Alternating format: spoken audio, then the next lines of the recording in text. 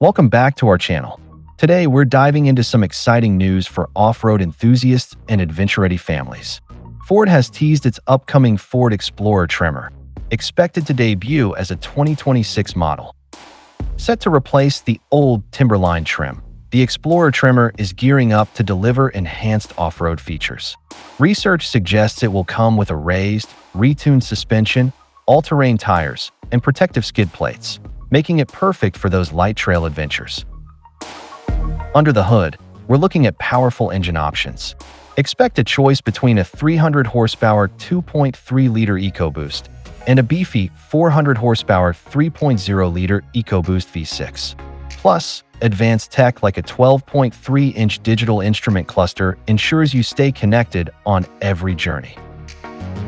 Ford's teaser came from CEO Jim Farley, hinting that we could see the Explorer Tremor hitting dealerships later this year as a 2026 model. Make sure to subscribe and hit that notification bell so you don't miss any updates on this game-changing SUV. Thanks for watching, and let us know in the comments, which off-road feature are you most excited about? See you in the next video.